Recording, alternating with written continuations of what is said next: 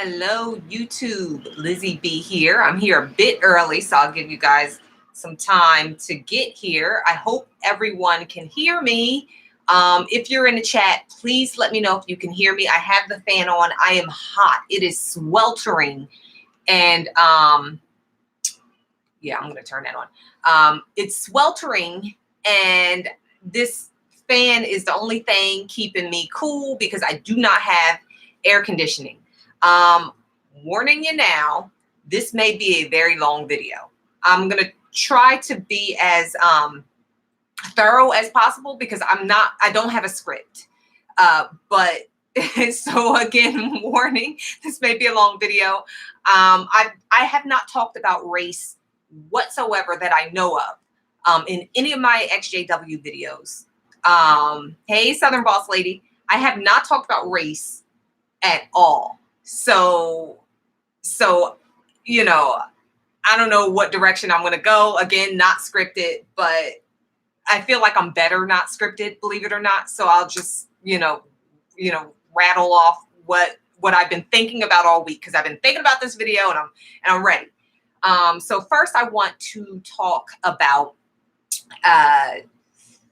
my personal experience as a Black woman having been a Jehovah's Witness, and my personal experience when I was a Jehovah's Witness. Oh, I already got 2 likes. Oh, yay. I'm such a nerd. I'm sorry. But I'll talk about my personal experience being a Black woman, Jehovah's Witness, and then I'll talk about race and religion in general, because I have a lot of opinions about that. But as far as my personal experience, clearly I'm Black. Today I'm looking extra Black. I got I did a wash and go, and I have like really, really thick hair. So you see me in all my Blackness today. And got the ethnic kind of looking earrings and everything. But yes, clearly I'm Black. When I was Jehovah's Witness, I had dreadlocks and everything. I've always worn my hair as natural as possible throughout my whole life. I think I've gotten a perm. I can count on one hand how many times I've gotten a perm. So I look very clearly Black. Yes, Black is beautiful. And, so my experience was I grew up going to a congregation that was very mixed. And, I'm going to just state the obvious. All right. Yeah, I'm not going to say anything that you guys don't already know. So I apologize if you're offended. But the Jehovah's Witness religion is a very white religion. Okay, just stating the obvious here, like in case you didn't know, the people in charge of this religion, the people at the top, at the head of this organization, are white men. It's a white patriarchal organization. So I hope I didn't offend anybody with that bombshell, but I mean, we all know it's a very white religion. Let's walk how we walk and watch how we talk. It's white. it's white as can be. We were singing marching band songs. It's as white on rice, in snowstorm. It's a white religion. So with that said, my personal experience, I'm Black. My mom is Black. My dad is Black. And, African American, if you want to specifics. But, my descendants come from West Africa, did the DNA test and everything. But as far as we know, we all blackity black, regular ass Black people. And the congregation that I grew up going to was mixed. There was a good amount of white people there, but there were also, so all white at your congregation in one token. Well, at ours, it was a mixture. There was plenty of Black people at ours, and there was group of Latino people. There was some Italian people. There was a woman that was from Germany. So it was a nice mix of people. But it was like the standard of how we did things was very white, like in terms of, how we spoke, how we conducted ourselves. Everybody was very, like, it was the culture of our congregation lent itself to white culture. Like if we all hung out outside of the Kingdom Hall, people would play like country music or like, just mute, like, or we would play Kingdom melodies. But I think the only thing outside of that was like country music played, unless there were some of us, if it was more Black people together, we would play some Black music, that kind of thing. But at the end of the day, that was the culture of the congregation that I went to. It tended to skew white and kind of look down on things that were more ethnic. There was a sister at our congregation that had dreadlocks. She was not allowed to go to be a pioneer. And this was like in the 90s, possibly early 90s, mid to late 90s, going into that as well. So the culture had not quite shifted, like the entire American culture of being accepting of natural hair had not, that shift hadn't happened. So they kind of looked at dreadlocks as dirty. They looked at natural hair like, I'm sure I would not have been able to be a pioneer and wear my hair like this. It was like these things were frowned down upon, if you did anything that kind of showed a certain amount of pride in your specific culture, it was frowned upon in our particular congregation. I can't speak for anybody else's, but I know at ours, you couldn't have, no, we had braids. We were able to have braids, but having dreadlocks, wearing your hair in an afro, like anything that kind of showed that you had, that you had pride in your ethnicity was looked down upon. If you need something for me to kind of like cite, I guess, or reference, I would think about like how people consider corporate jobs in America. They consider that, if you wear your hair like that, you may not be able to have a corporate job or that kind of thing. Like that was how it was. It's very corporate. Our congregation was extremely corporate. And so, with that said, that's how I grew up. But my home life and our, family life was very, very Black, of course, because we're Black. So it's like at home, we listened to whatever music we wanted to listen to, a lot of R&B, a lot of 70s funk, that kind of thing. Being around our extended family, extremely Black, just, I don't know how to explain it, but like, if you're Black, you know what I'm saying? What else? Like there were a number of things that we did that kind of expressed our real selves and that we care, traditions that we passed down through our African ancestors to our American ancestors and to us. So these are things that we held on to. But when we were in the Kingdom Hall, we conformed to the culture, and it was white. You guys know that my experience at the first congregations that we went to growing up was very bad. I didn't have a good experience. It was just very dry. There wasn't a feeling of community. It was very, just kind of a lot of backbiting, a lot of negativity, a lot of gossip. It was not a good experience, especially being a kid and seeing this at a young age. It was a big part of my waking up in the future, because for years I kind of associated with the organization. I associated the organization with a lot of negative things. Whereas when I got older, I was not able to shake the negative things that I associated the organization with. So the thing that I had been holding on for all those years was my love for God. I was like, I love Jehovah so much. That's what I'm going to hold on to. The people, I don't love them so much, but they are a necessary evil. That's kind of how I felt about it, because this congregation that I went to was so bad. And I told you guys before, it was really bad. Like, people were physically fighting inside of the Kingdom Hall. That's how bad it got. Like, there were wars going on between this group and that group. Like, you could literally walk into the congregation that I grew up going to and tell who wasn't getting along by all of these people would sit in the first 2 or 3 rows. And then people would sit so far in the back that some people had to pull chairs from another room and, you know what I mean? And just put it on the back wall. Like, it was so bad. And then in between, there's just this huge space. So people that had never been to our congregation would come to the Kingdom Hall, and they would just see nothing but empty seats in the middle. And they're like, well, what's going on? That's how divided our congregation was, is that you could be a child of 3 and walk into our congregation and see how toxic it was. So it was bad.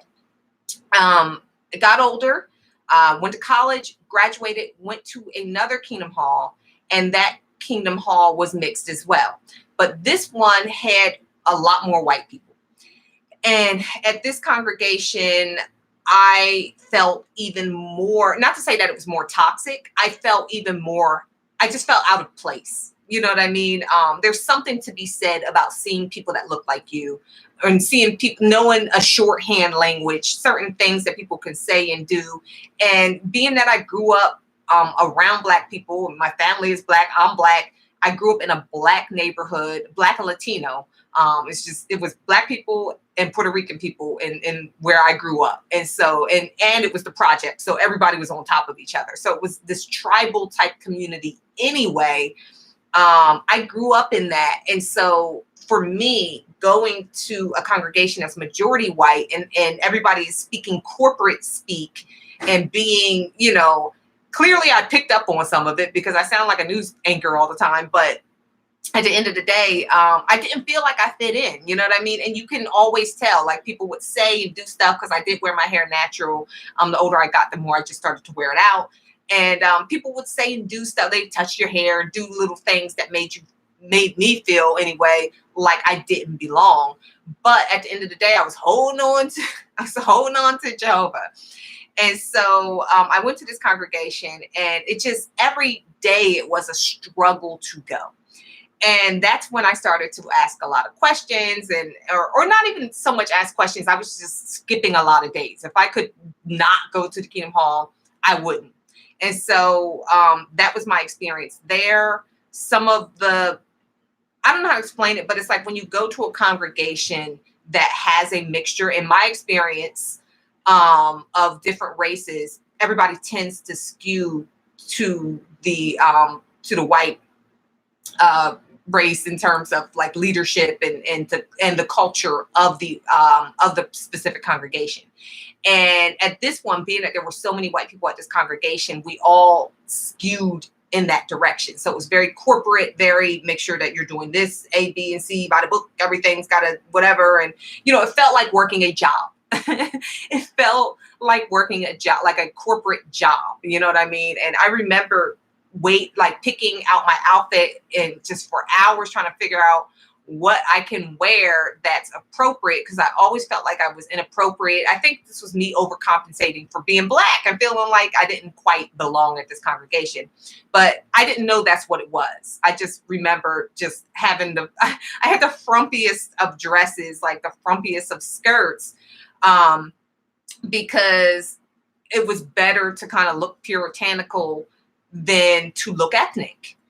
So that was that congregation. And then I left there for a little bit. I started working, and then I went to a congregation that was in a bigger city.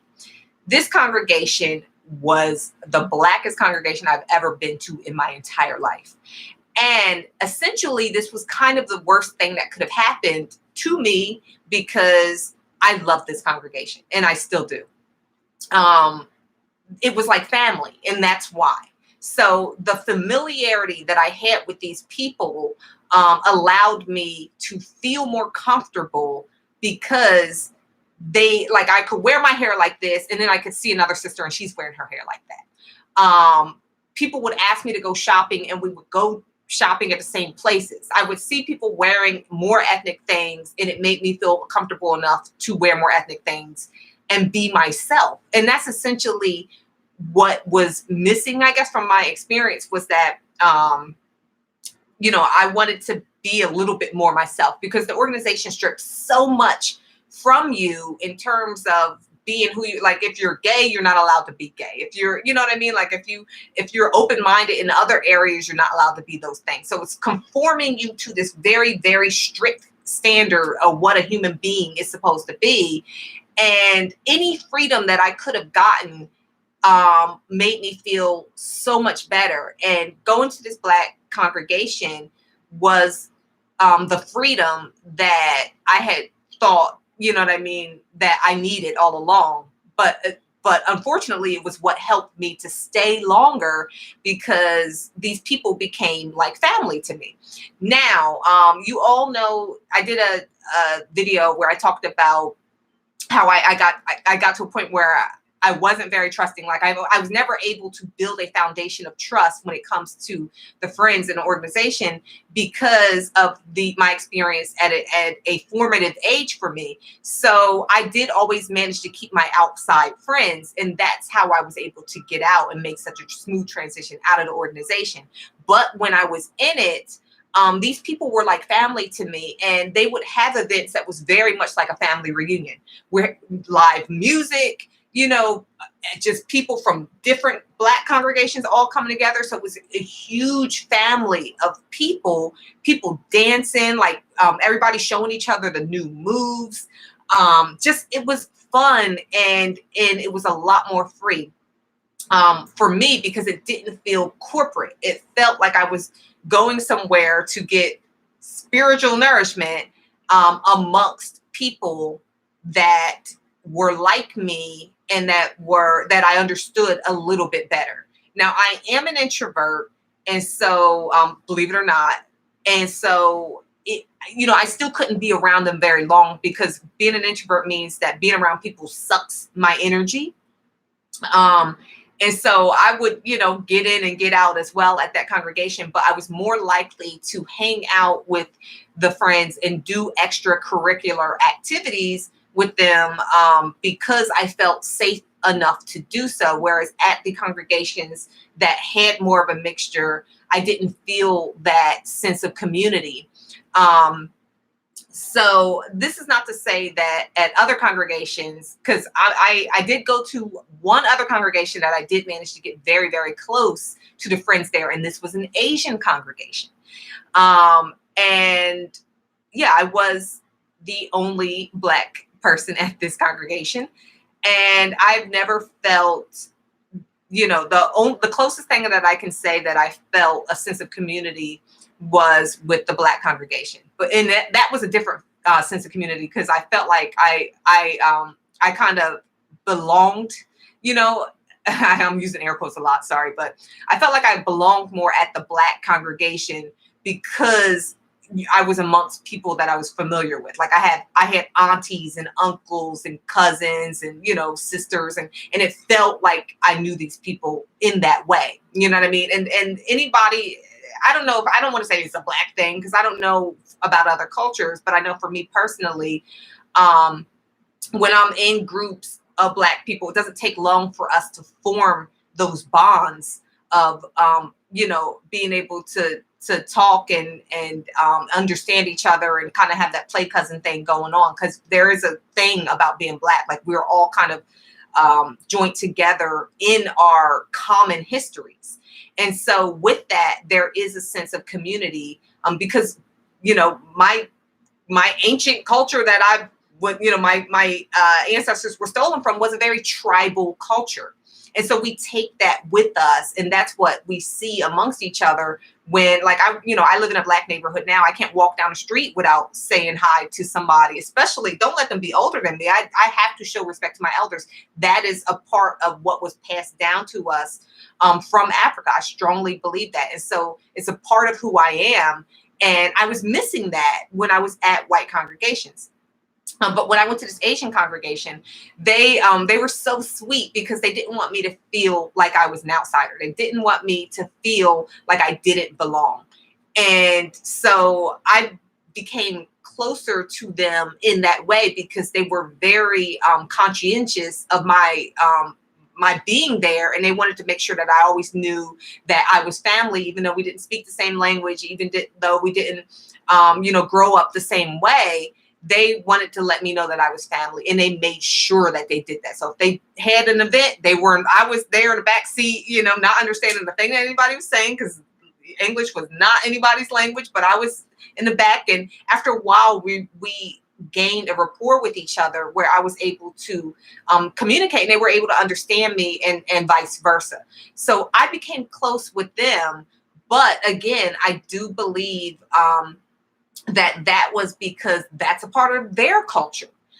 Many Asian cultures are very, I don't know how to explain it, but they kind of have the tribal thing too, where if you're a part of the tribe, they're going to make sure that you feel that way and that you can, hold up your end of whatever you're supposed to do, and vice versa. So there was a sense of community there, that I'd never seen at the other ones that tended to be a little bit more corporate. There was a coldness at the corporate congregations, that I didn't experience when I was at the Black congregations and when I was at the Asian congregations. I don't know if you guys, yeah, exactly. I'm sorry. I'm going to read Darius's comment. He says the sense of community can be a gift and a curse, because that community among Jehovah's Witnesses, Black or white, will disappear if you don't agree with them. Exactly. So my becoming really, really close with these people was what kept me into the organization for a longer time had I just went to the corporate ones. Because when the only time I took a huge break and even thought maybe I'll never come back was after going to the more corporate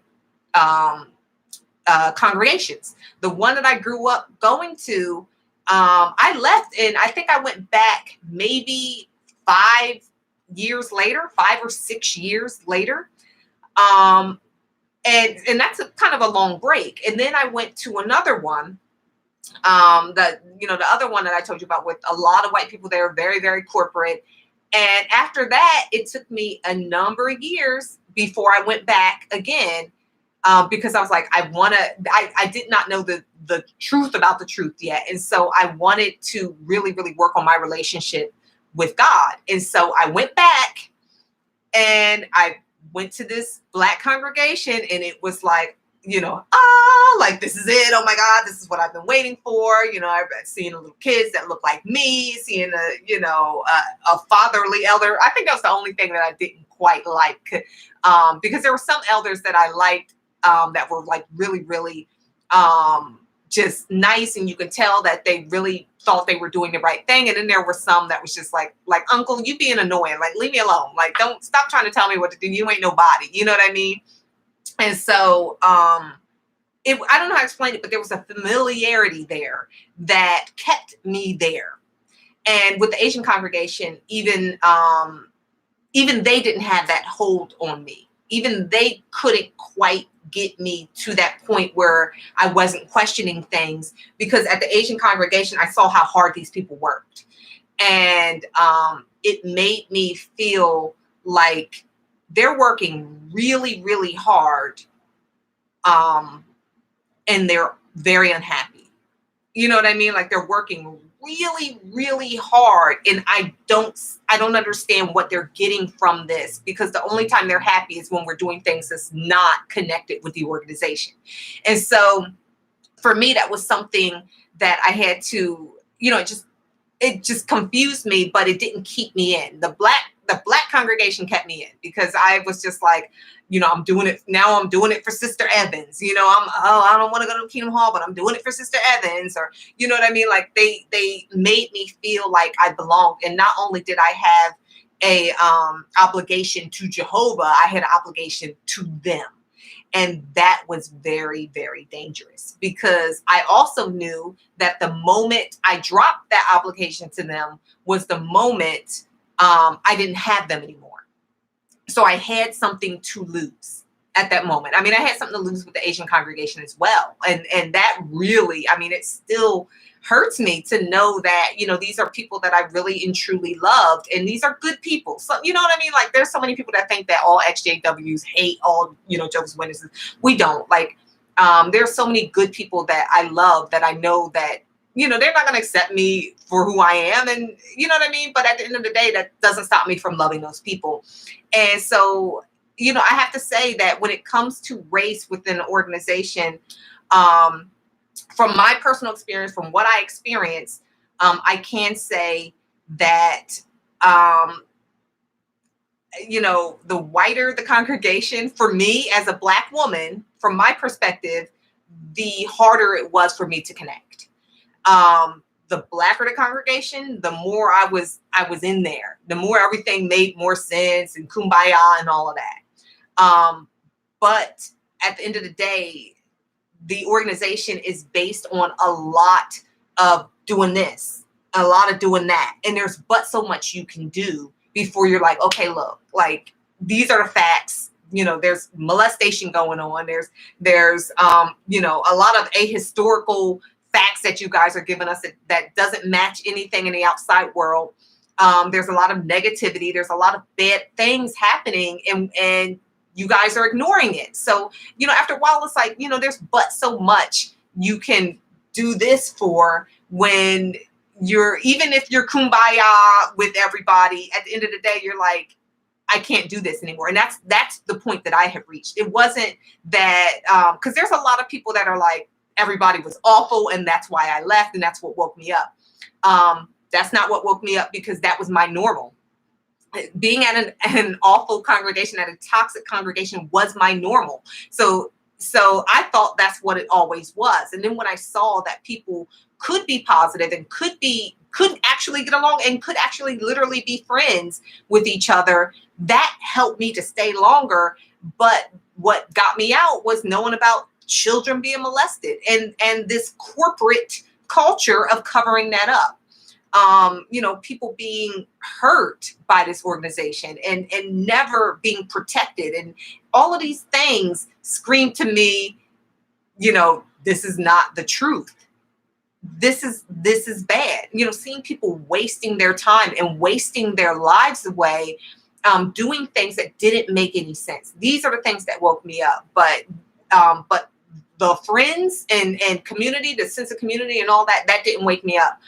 Also, the disfellowshipping thing was big, because after a while, I started to feel like, if I feel like these people can turn on me at any moment, then can I really call them my friends? Like, I was constantly always questioning that. And again, like I said, when you don't have trust, you don't really have too much to lose by breaking off with these people. So at the same time that I loved them as far as I could and as much as I could, always in the back of my mind, I knew that I needed to have other friends, and I needed to date, and I needed to have a regular life, and I needed to have a very separate life from the organization, because I couldn't trust that everything would work out for the rest of my life. I'd seen it going the other way. I'd seen people that had been disfellowshipped and no longer, you know, they're begging their way back in.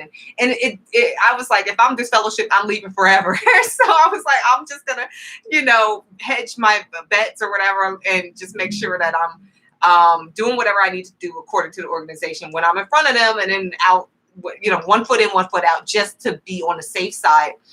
Because I knew that everybody could change on a dime. But again, when it comes to race in the organization, I have to say, as a Black person, I definitely liked to be around other Black people, because it's a very corporate organization. And for me, corporate and spirituality do not mix. It is, I mean, an organization, like how is that appealing in any way?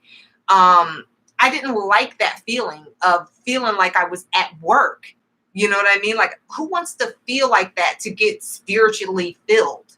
You know what I mean? And then on top of that, I managed to find my old Jehovah's Witnesses Proclaimers of God's Kingdom book. So now I'm not going to talk about my personal experience too much anymore. You guys get my drift, you know, as far as like the brunt of everything. But look at Jesus.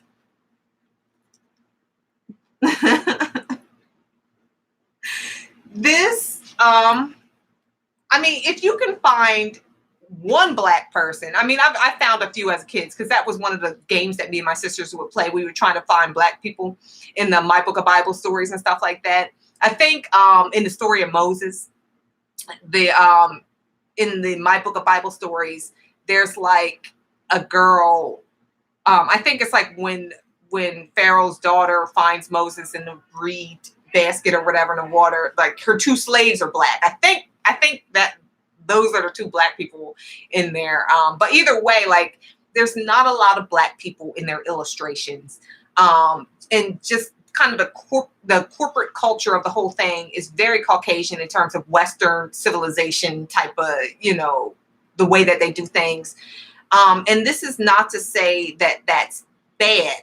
But for me, Right, exactly. Great Dane said an obvious reflection of his white father. So in reference to Jesus. So Jesus is is a white guy, um, and his father, we're gonna assume, I mean, like, we're made in his image, and every single character in all of these books that we're reading, um, they're white. This is a white religion. And so as a black person, where is our place in this? You know what I mean? And I know that for many of you, this might sound like, you know, like I'm projecting, like I want everybody to be black. I don't. Whatever. But what I'm saying is that there are so many things that's ahistorical about having every character be white. It's racist. It is. And I saw a guy, like, I guess he was an ex-Jehovah's Witness, and he was trying to rile black people up. And he was saying something along the lines of what did he say? Black people you should be upset, you should be angry. This is an organization that doesn't that didn't accept you in the beginning, and so on and so forth. Because there's some racist things in the history of Jehovah's Witness, just like similar to like Mormons. I think with Mormons they had like some racist history. Like I think it was like in the 70s they decided that black people could finally go to heaven or something like that. And I'm sure with the Jehovah's Witnesses is the same thing. But he was really trying to get black people riled up. Like, guys, you should don't be a part of this religion. You should be ashamed that if you were a part of this religion, or if you stand for this religion or whatever, because they're racist and they have a racist history and blah, blah, blah. And I don't think that, first of all, when I saw that video, I had to laugh because as a black person, everything is racist in America. like, dude, like everything has a racist history. Like if there wasn't a black person carrying something on their back, like it didn't happen in America because we built this country. Like, at the end of the day, like if I were to stop doing everything that had a racist history, I couldn't do anything in this country. So I get what he was trying to do, like, get us upset and galvanized behind the idea that if it was once racist, black people can't be a part of it. But you know what? That wasn't a bombshell. We weren't surprised. When I went to the black congregation, that was one of the topics that came up quite a bit with the senior citizen Jehovah's Witnesses. They talked about how it was very segregated in the past and how they had to fight for the right to be elders and to be able to lead the congregation in a lot of different things. They had to fight for the right to be able to do that. And I'm sure in some areas they still are. So racism is just a part of America. It's just it's woven into the fabric of this country. So every single organization, every single group, every single system that is a part of America is going to have a racist past. If we got to the point where we were like, that's it, and we're gonna be offended by every single thing that started out as racism, we literally, we don't have enough time in a day as it is. It would never end. The outrage would literally never end. Like personally, I find myself outraged at a lot of things that are racist. But again, like it wasn't shocking. It's not shocking that the organization, all of the men at the top are white. I think there's the one black guy at the top. As a woman and as a black person, it's always going to be a man that's leading up a lot of the organizations that I've seen in the world, including Jehovah's Witness religion.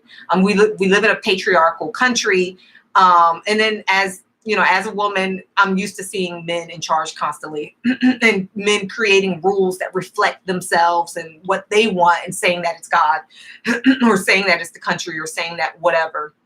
And then I'm used to seeing white people doing the same thing, as putting themselves as the reflection of everything. When you think about it, as far as the Bible goes, you look back and, we have pictures, and I think I have my book of Bible stories.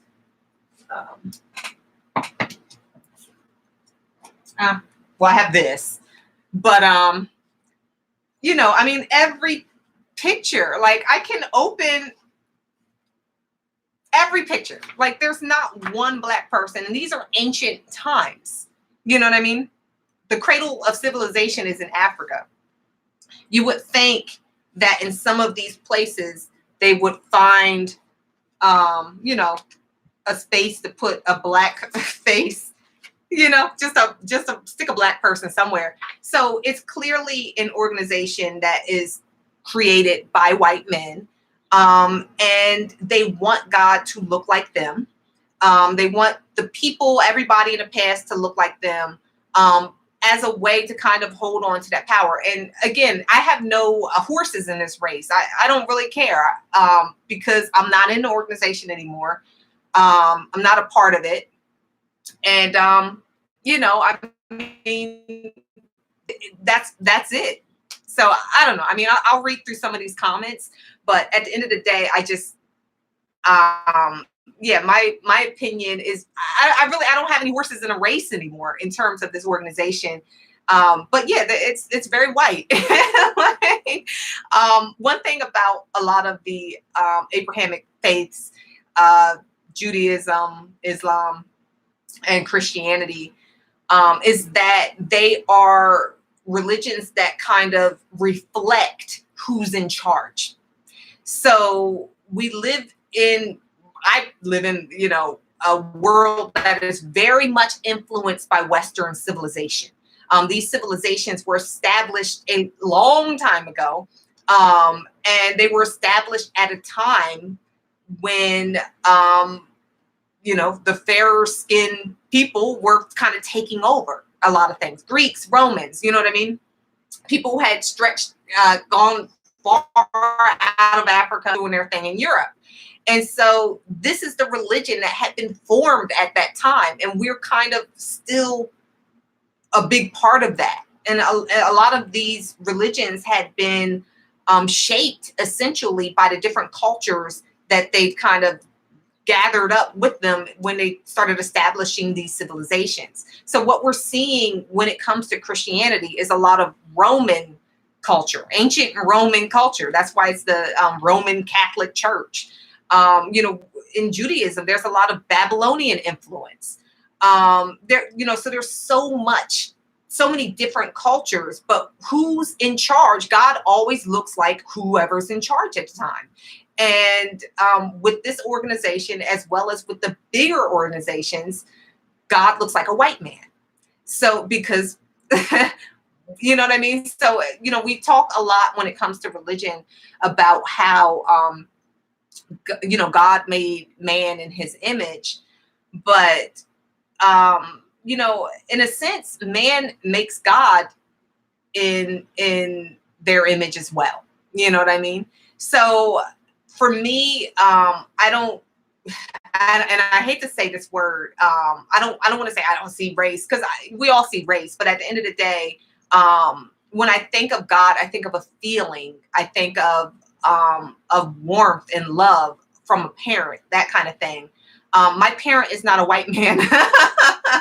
And once I was able to kind of let go of all of the things that I had tied to religion in terms of sex, gender, race, all of these things, I was able to experience spirituality in a way that was separate from this very corporate, very Western civilization, very Greek, very Roman, very, highly influenced interpretation of spirituality. For me, music is such a big part of my spirituality. And one thing that I found to be interesting as a Black person was how undeniable gospel music was and is to me, and how much it was a struggle to not listen to it as a Jehovah's Witness, because we weren't allowed to do that.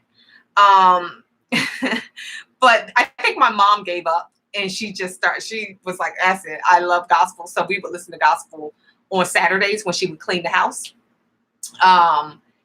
Because for me, it kind of goes, it's in my DNA. I don't know how else to say it, that when I hear certain kinds of music, when I hear certain kinds of sounds, certain kinds of voices, it literally does something to me. Like it changes my feeling for the day. It makes me feel closer to God. Like I don't know how to explain it, but for me, one of the hard things about being in such a white religion was not being able to really listen to gospel music until I was just like, after I got to a point where, you know, when my mom was like, that's it, I'm listening to it. Cause she grew up in a Baptist church. And she said that was the only thing she liked about it was the music. And I get it, because when she started to play the music, we loved it. And now that I'm older, like I'm not big into gospel music, but there's a few artists that I really, really like, and I listen to them, as well as other, you know, kinds of music. So for me, that informs my spirituality. And that was a big part of something that I had been missing when I went to the Kingdom Hall. And I do, one thing that I did learn when I went to the Black congregations is that some people were doing the same thing. They would sneak and they would listen to some gospel music. Some people would get together and they would sing the kingdom melodies, and they would sing it in a very gospel way. And it was nice. You know what I mean? Like I like those kinds of voices. It literally, like, I don't know if I can describe how I feel. Like it feels like I'm closer to heaven or God or whatever. I don't know, but like it's a strong feeling. And that's kind of how I know that religion is not really something that you can put into a box and say it's only this way. It can only work this way. And that's one of the biggest things about Jehovah's Witness religion, was that it was very much like we're listening to marching band music, we're listening to classical music, and there's nothing wrong with that, because I do now have a huge appreciation for classical music and for marching band music. I love that. My husband is like, he was in a marching band, and he was a band geek for sure. He still is a band geek. He drags me to these big marching band things, and I love them because I like that kind of music because of how I grew up. But one of the things that I did not grow up listening to gospel, but I still do. They couldn't take that out of my soul, I guess. They couldn't take that out of my DNA. So there are so many things, I think, that I'm able to enjoy and experience now, because I have embraced my heritage and I embraced who I am. And I wasn't allowed to embrace that when I was Jehovah's Witness.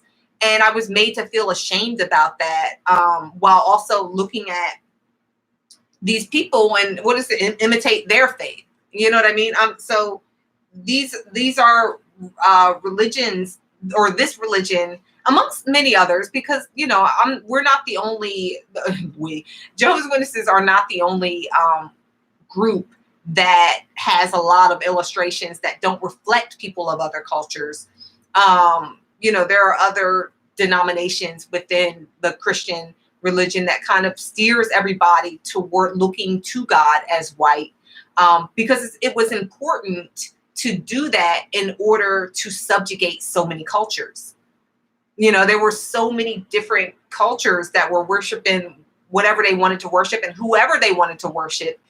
And, you know, when the Europeans came to them with this book, it was important that God looked like them, because when they tell these people what to do, they needed to look like God while doing it. You know what I mean? It needed to look like it was coming down from God. And so for that reason, for me personally, I've completely kind of taken down a lot of the foundations that I've had to build in terms of religion as a Black person, because in my mind, all the patriarchs looked like this. And so when I lost my faith, when I lost my belief in this organization, that social construct, everything had to come down. I had to rethink everything that I had known and learned, and think about things in terms of, okay, well, what's the real history. Let's learn about geography. Let's learn about anthropology. Where were humans at this time? What period of time is the Bible referring to here and there?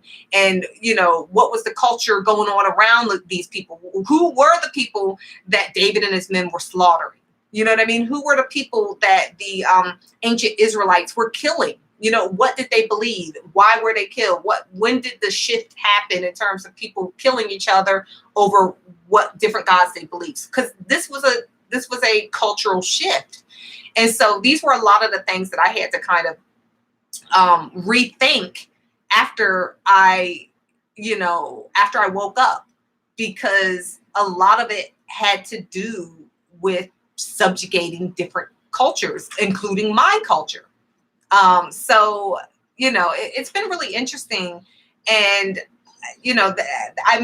that's pretty much all I have to say about that. So I'm going to read some of these comments, and I am scared to death. I hope I haven't offended you guys too much, but I'm just trying to be real. Let's see. Oh, yeah. Stephanie Anderson says, still feel like a fish out of water when I go to Black funerals. I don't know any of the songs. Me either. I do. I'm not going to lie. Like, I like the music because it just, sends fire through my veins or whatever. But I listen to it on my own. I'm not into the structure of religion, because I do feel like there is I never, ever felt that come as you are feeling. You know what I mean? And I've never been one of those people to be like this at church. Like, if you ever go to a Black church, people be like in their own world, and I can't get there. And I don't know whether it's because of my formative years of being so restricted. Because I remember one time when I went to the Kingdom Hall growing up, I started dancing in the middle of, like, they were singing. I love to dance. I still do. But when I was little, you couldn't stop me from dancing. I will dance everywhere. And so one of the songs had came on, and it was like one of the songs that I actually liked. So I was like, oh, it's my jam. So I started dancing. And my mom was like, will you stop? Like, what are you doing? I was like, I'm dancing for Jehovah. She's like, no, like, we don't do that here. Just sing the song and stand still. And that was my experience growing up in the church, is feeling, or in the Kingdom, in the Jehovah's Witness religion, was feeling like any movement, anything to express joy or emotion or anything was like, like, you gotta be in this specific mode at all times. You know what I mean? You gotta be very respectful and very, quiet and whatever. So I always felt like if I did anything outside of that box, I was going to feel like people were watching me or people were judging me, because they were. So now that I'm older, that was my formative year. So now that I'm older, if I go to a Black church and everybody's like, hallelujah, people falling on the floor, because my family, my extended family goes to a Baptist church. So they do all of that. And I can't get there, because I'm so used to feeling like church got to be like this. And so at home, I'm relaxed. I'm dancing. I'm feeling the music. I'm whatever. Like, ask my husband. I'm all over the place. But in public, that's just not who I am, unless I'm at a club. Let's see. Who's the real Jesus to you now, Lizzie? New light never includes skin color. SBL. I'm digging on deep purple. Okay. Okay. Yeah. I don't know. I'm sorry. I don't want to get into all of that. So I think I may just shut down this video now, because I've said everything that I need to say. As far as who Jesus is and all of that, I want to talk next week about the Bible. And this one, I don't know. I'm going to see if I can put all that I know into a short video, because I don't want it to be as long as this one. But I don't know. I feel like when it comes to the Bible, the more I read, the more I can't take it seriously. And there are so many wonderful things in the Bible. There are so many amazing, awesome truths to be found in that book. But there are also so many things that are influenced by other cultures and what was going on at the time. You cannot interpret the Bible with the Bible. And that was one of the biggest things that they used to say at the Kingdom Halls, is that the best way to interpret the Bible is through the Bible. it's within context is the best way to interpret the Bible. So I'll talk about that next week, and maybe I'll touch on the who Jesus is to me. Or you said, who's the real Jesus? Okay, there are plenty of books on that too, and I've read a few of them, and I would suggest to you, Dave Jordan, to read the book How Jesus Became God. I think that's a good one for now that I can think of off the top of my head, but I'll get into the Bible and how I feel about that next week. For now, I gotta go, and it was a pleasure talking to you guys. I hope I didn't ramble too much. Please leave comments, because I know you guys like to talk a lot in the chat, but there are like no comments on my videos. And as soon as I end this chat, I can't go back and read everything that you guys said. And I really, really want to. So please comment, subscribe, tell a friend, share, whatever. And I'll see you guys next week, 2 o'clock. Oh, shoot. I think I'm going on vacation. But 2 o'clock next week, I'll try to be there, and I'll let you guys know in advance if I cannot be there. But 2 o'clock next week, I'm going to be talking about the Bible. All right. Thanks for coming. Have a great day, and listen to some gospel music. Bye.